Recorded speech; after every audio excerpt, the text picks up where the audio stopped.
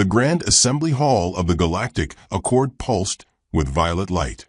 Planets rose and fell in soft holographic arcs above the circular tribunal floor, suspended in thin strands of gravity lace. 73 species were present. Not one of them believed the humans would last the hour. General Zarkuin of the Ulari Dominion stood 3 meters tall, coiled in imperial armor made of exochitin and steel bones. His 6-fingered hand slammed against the podium, silencing the chamber with a sound like thunder cracking through marble. "Earth will submit," he hissed, mandibles flaring. "Or Earth will be purged." A rustle of approval moved like wind through the alien crowd, tentacle nods, hiss-click applause, sonar ripples of smug satisfaction. The humans, after all, were new to the Accord. Small, primitive, unseasoned, and now they'd been summoned to account for their defiant posture and refusal to pay tribute to the Dominion fleet. General Zarkuin's voice deepened. "You will offer 7% planetary yield, 1 moon per orbit, and 100,000 mines for the knowledge harvest. This is mercy. A smaller species would not receive it." Silence lingered.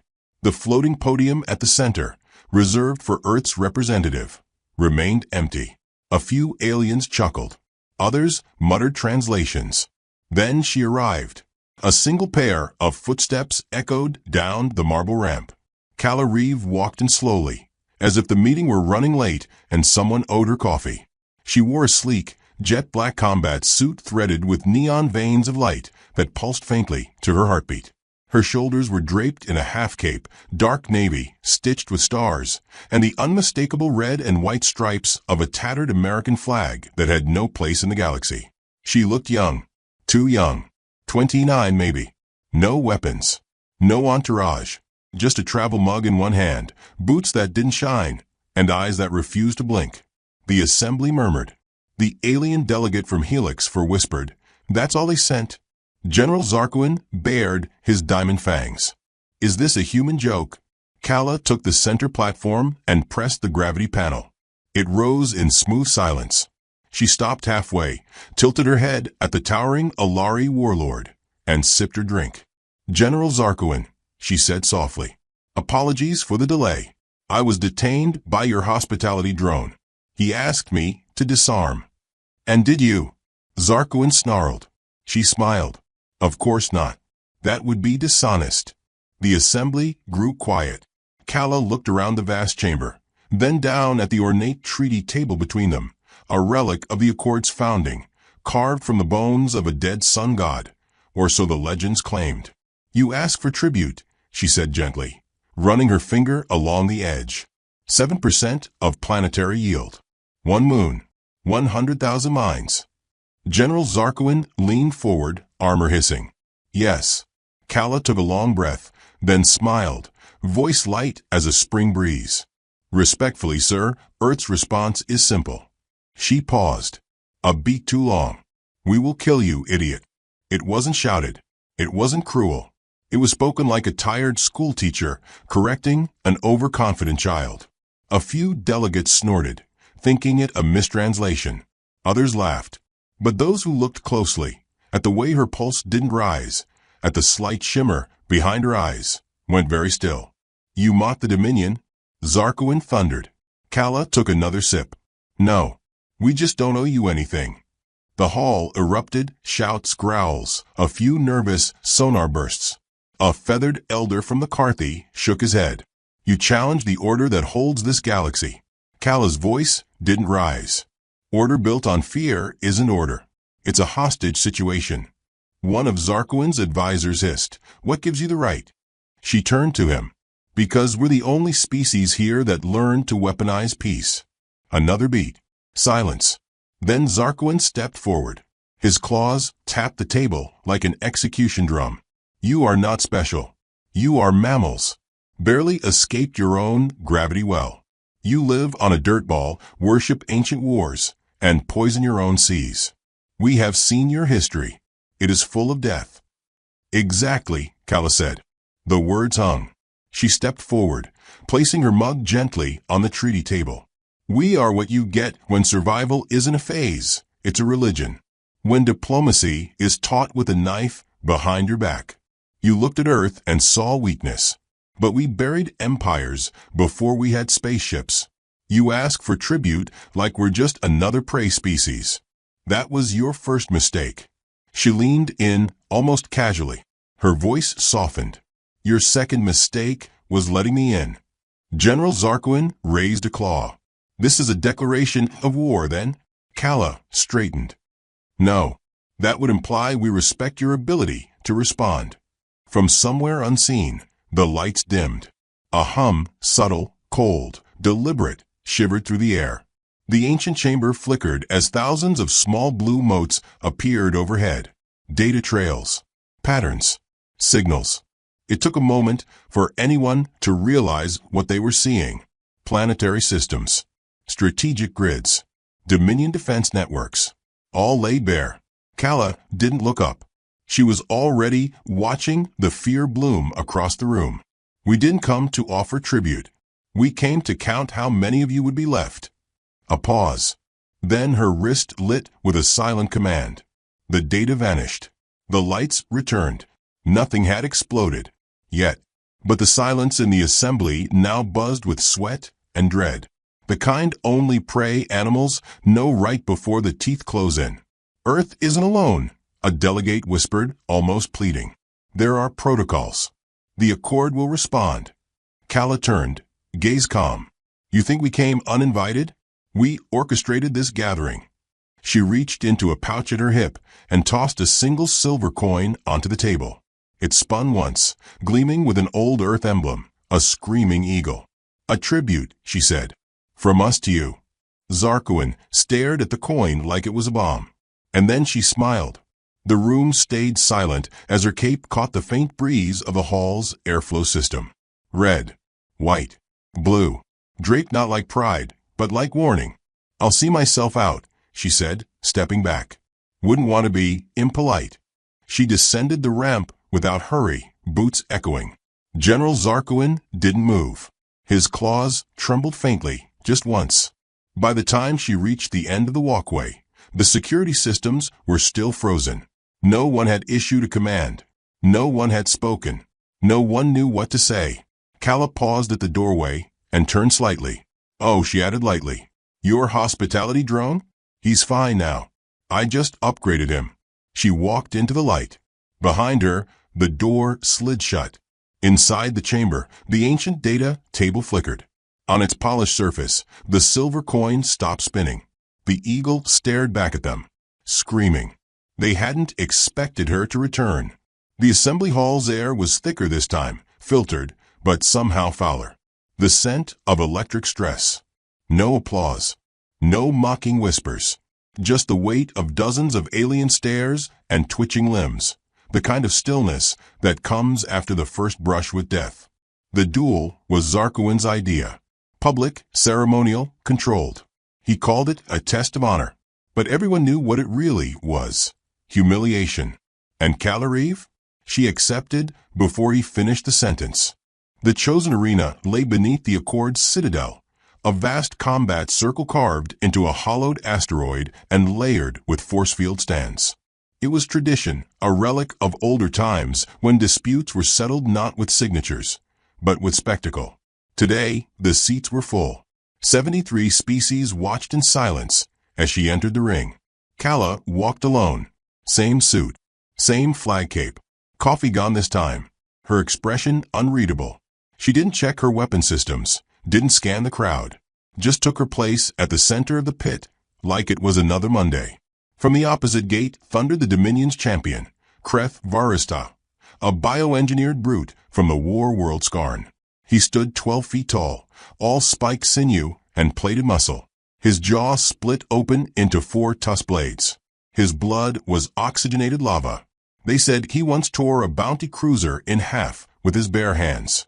Someone near the viewing glass muttered, "She doesn't stand a chance." Someone else replied, "She knows." The announcer boomed in a dozen languages. Trial of honor. Combatants. General Reeve of Terra, designation, human, versus Kreth of Skarn, designation, apex. Kreth roared. Sound cracked the arena walls. Kala just yawned. Then silence. The match began. Kreth charged, no warning, no ceremony. His footsteps made the steel shiver. He leapt, massive arms outstretched to crush her like a god swatting a fly. She sidestepped. Once. A pulse of energy flicked from her palm, barely a shimmer. Kreth froze midair, twitched, then dropped like a tree.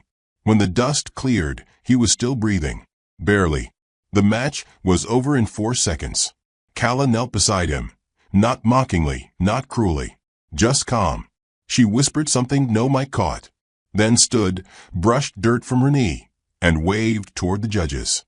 Next, she offered. No one moved. In the upper box, General Zarkoin didn't speak.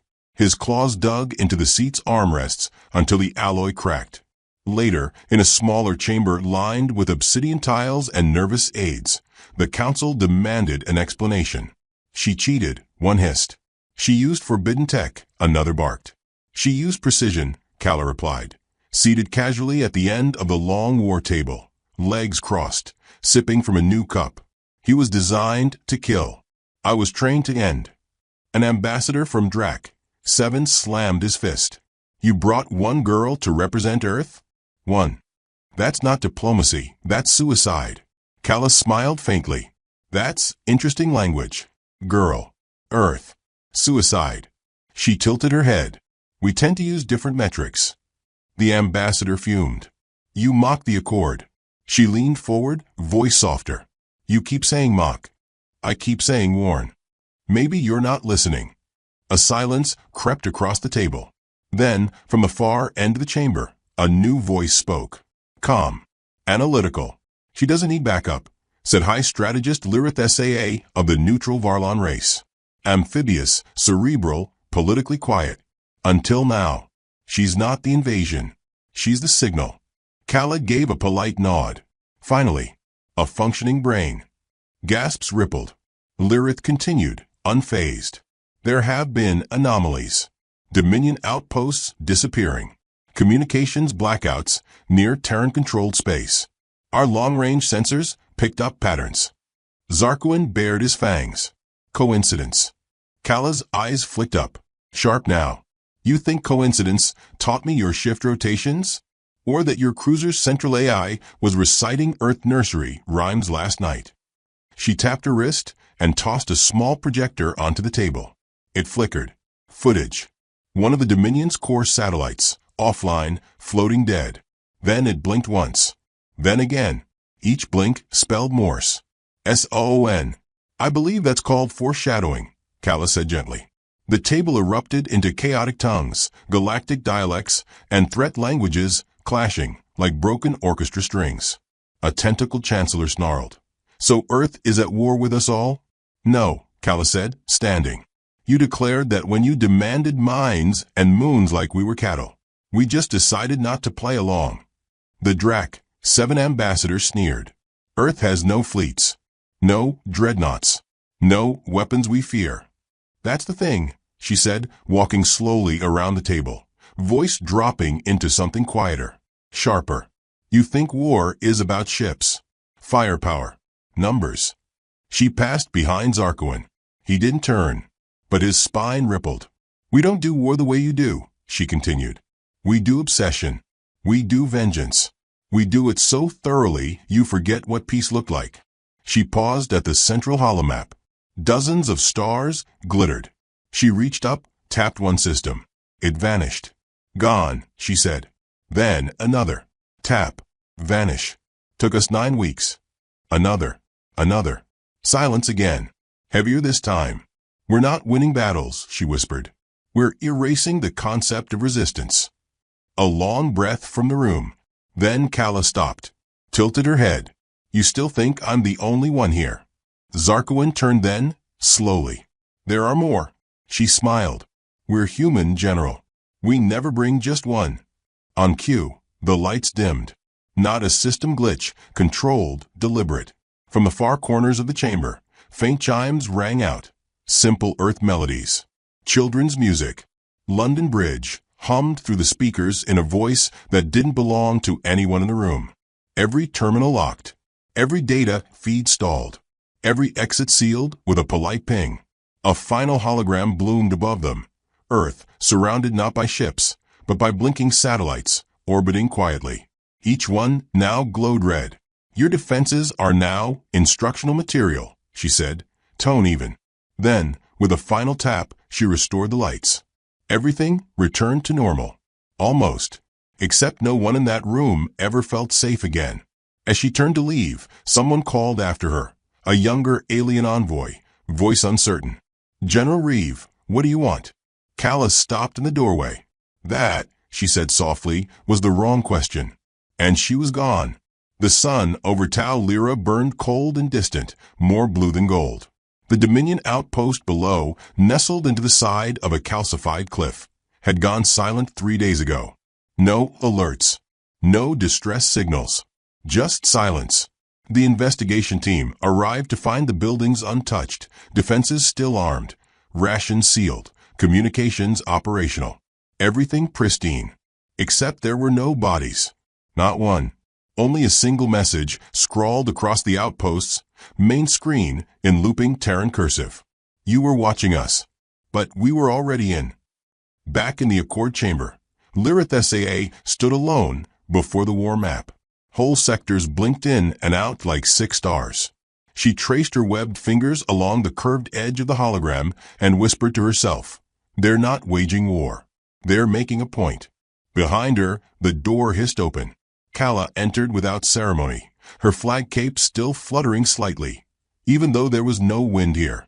Her expression unreadable, except for that ever-present patience, like a hunter watching a bear try to open a locked door. "You wanted to speak," Lyrith said. "I thought you deserved clarity." "You mean mercy." "I mean clarity," Kala said, stepping up beside her. "Mercy is conditional." Lyrith turned, her amphibious eyes searching. "Then speak it plain. You've already shaken the Accord.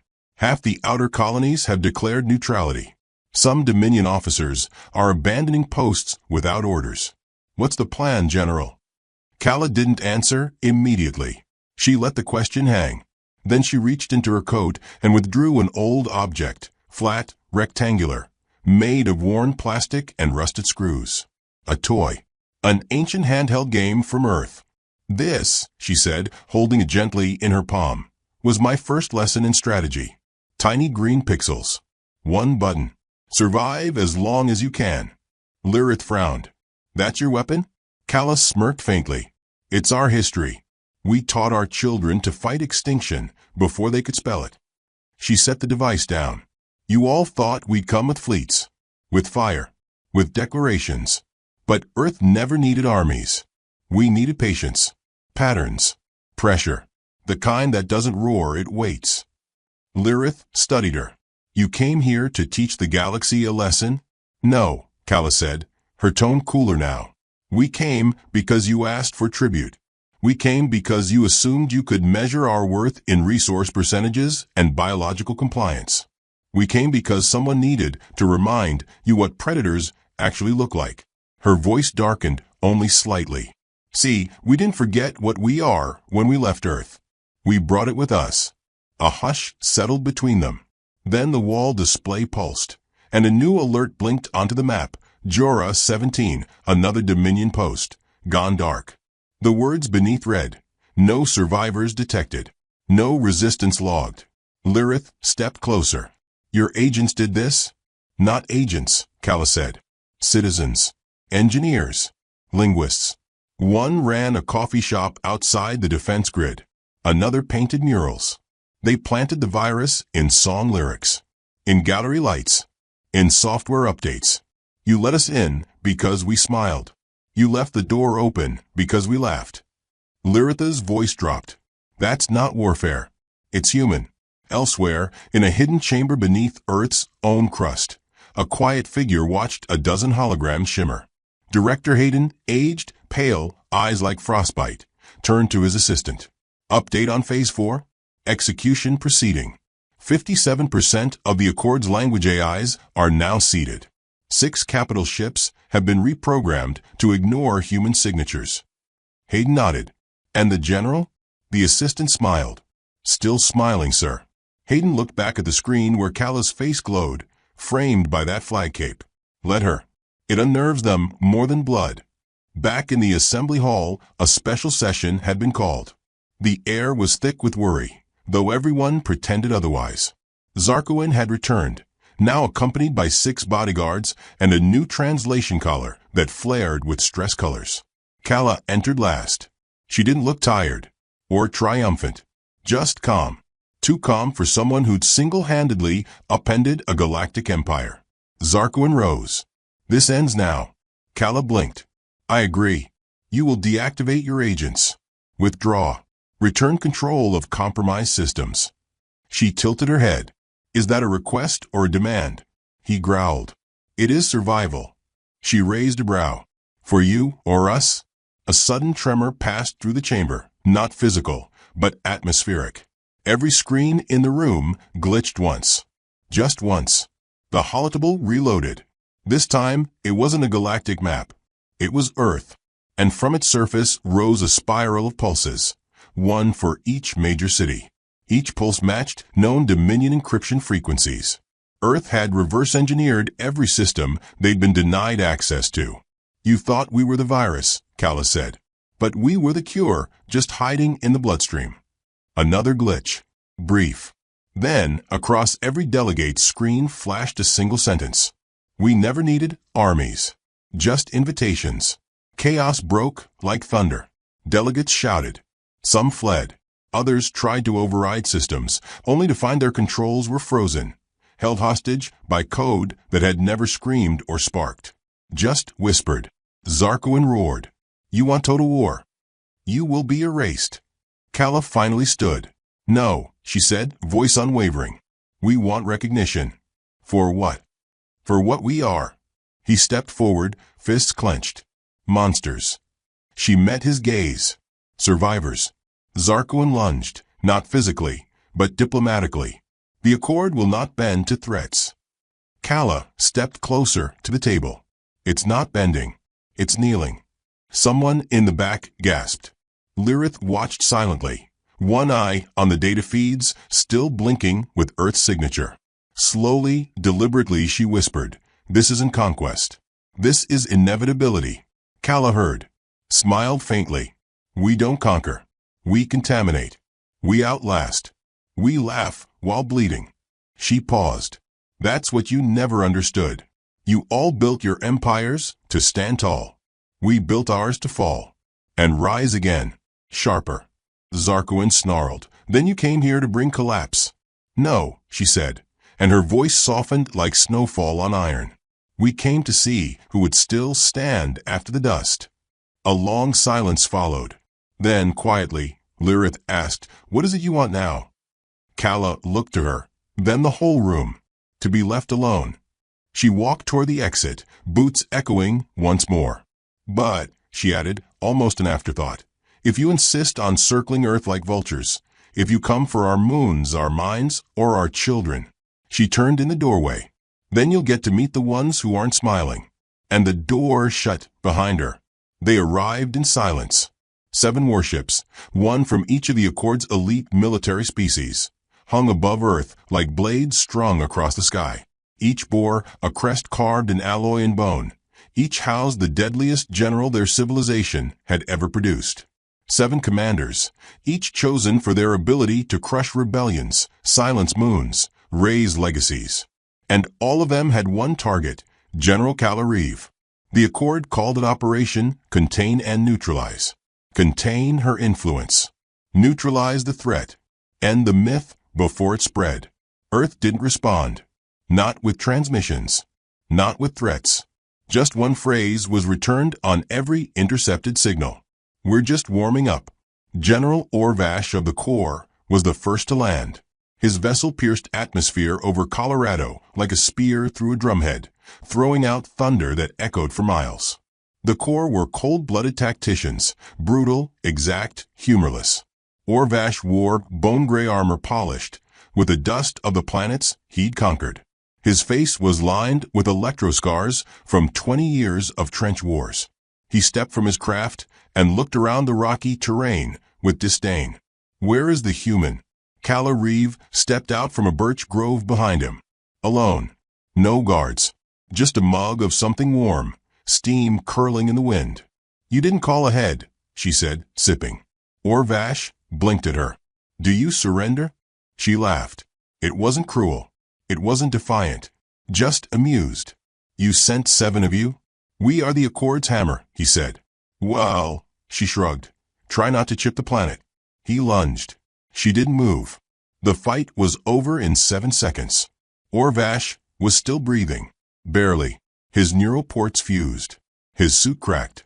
A micro-drone, barely larger than a splinter, had embedded itself in the base of his skull mid-leap. It hummed a soft lullaby as he collapsed. Kala stood over him, sipping again. 1 down. Back in orbit, the other 6 watched in silence. Most had dismissed the footage as fabricated, human propaganda, filtered and altered. But now, with Orvash offline, they began to doubt. Next came the twin sisters of Lorik Prime, Vana and Sira, famed for their psychic link and fleet-wide telepathic coordination. They descended together over the fields of Kansas, where Kala waited on an old wooden porch. Rocking gently in a creaking chair, boots up, flag cape drifting behind her in the wheat. "You will not win," Vana said. "We know your thoughts." Kala tapped the side of her temple. "Do you?" Sira flinched. Her nose bled. "What was that?" Vana hissed. "Static," Kala replied. "We found a way to feed you feedback loops. Your minds will keep chasing what's not there."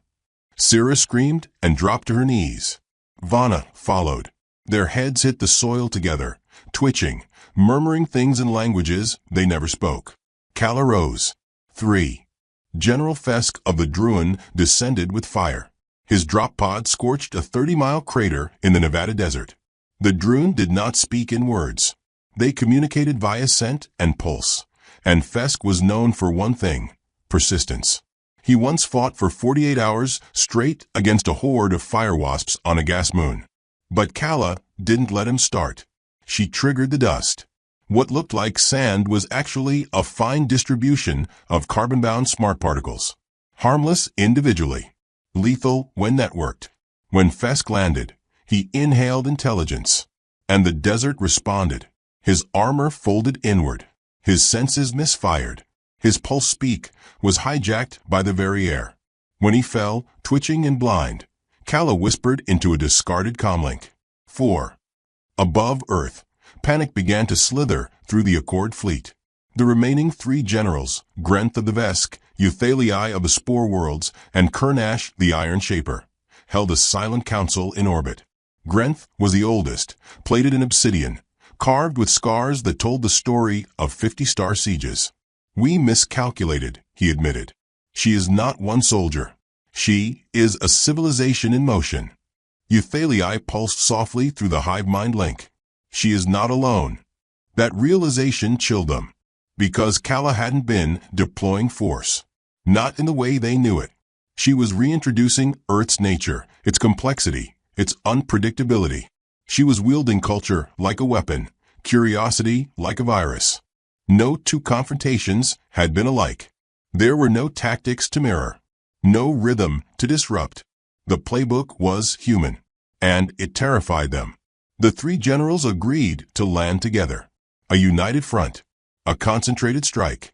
They chose the ruins of an old Terran city, Detroit long abandoned, its buildings like broken teeth beneath a gray sky. They arrived with weapons drawn, formations locked, protocols synced.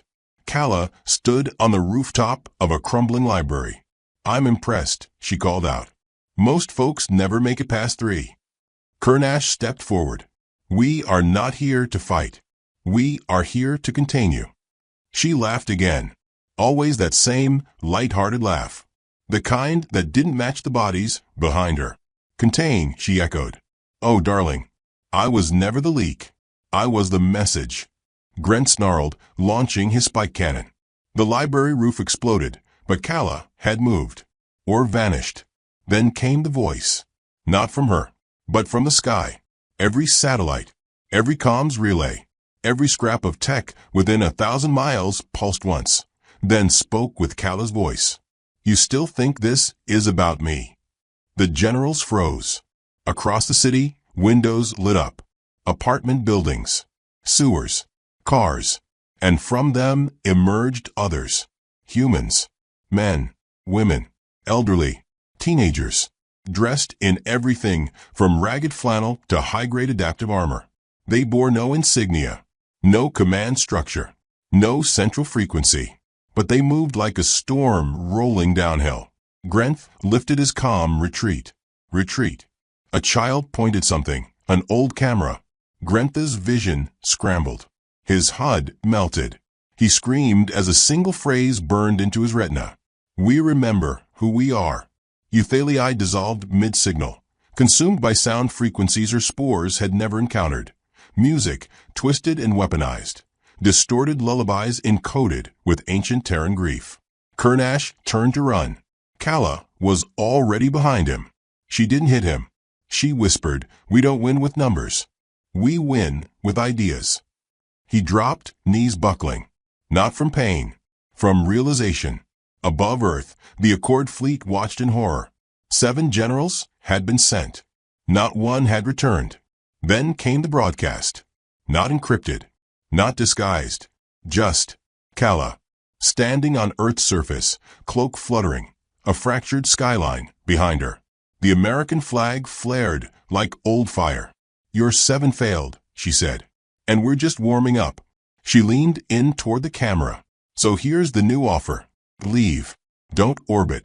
Don't whisper. Don't think of Earth again." She paused. "And if you want a war?" The camera shook slightly as something massive passed behind her, an Earth ship rising from beneath the soil, silent and bone-white, shaped like a dagger. "You'll find out what we've been doing while you laughed." The feed cut. Silence reigned. Then, one by one, the ships began turning. Earth was no longer a target. It was a warning.